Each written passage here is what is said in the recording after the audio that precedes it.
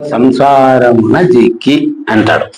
దీని వివరణ ఎందుకంటే ఆయన నాకే పరీక్ష పెట్టినాడో లేకోకుంటే, ఎందుకంటే మా సోదరుడు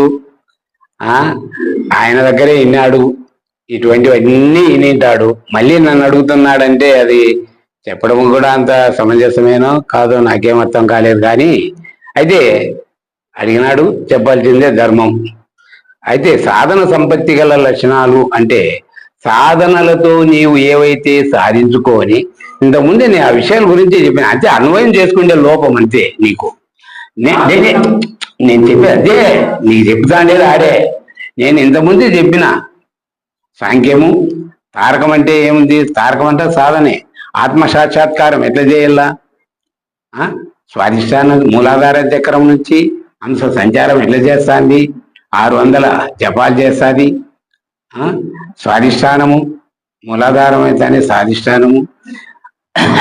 ఈ సాధనలో ఇవన్నీ పోయి సహస్రారం దగ్గరికి పోయేలికి, ఈ ఆజ్ఞాచక్రం దగ్గరికి వచ్చేకి జ్యోతి స్వరూపం ఏర్పడి 7 రంగులతో కూడుకొని ఉన్నట్టు ఇవన్నీ సాధించి అక్కడికి వచ్చేనికి ఇంకా నాకు దేవుని దర్శనం అయిపోయింది, ఇంకా నాకు అవసరం లేదు అనే భావంతో ఉన్నటువంటి వాళ్ళు సంసార గొడవలన్న, సంసారము అంటే ప్రకృతిలో ఈది బాధలు, ఈ బాధలు కాదు.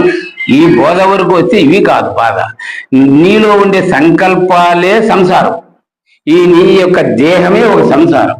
నీలో ఇప్పుడు అన్నావు కదా సాధనలు అంటున్నారు స్వామి ఎట్లా ఇది, ఈ నీలో ఈ సంకల్పాలు ఏవైతే ఉన్నాయో ఈ సాధనలన్నీ చేసి మళ్ళీ నువ్వు గురువుని ఆశ్రయించినావు.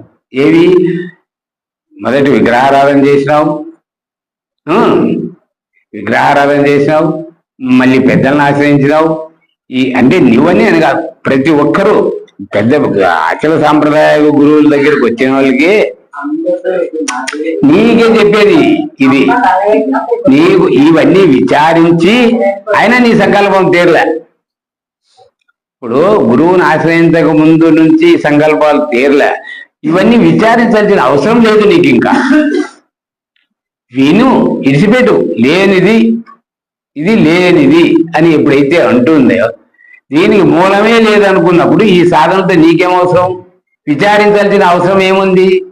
ఒక్క మాటతో ఇవి కాదు అని ఎప్పుడైతే తీసేసుకుంటావో ఇడిచిపెట్టు. ఏ విధంగా తీసేసుకోవాలి? కళలోని జన్మలన్నీ కలవా మేల్కొని ఇలా కలయని చూడుకు, నీ తలుపు ఇటు నటు పోక తరచుమాయప్ప నిలకడగలిగి నీది వినుమప్ప.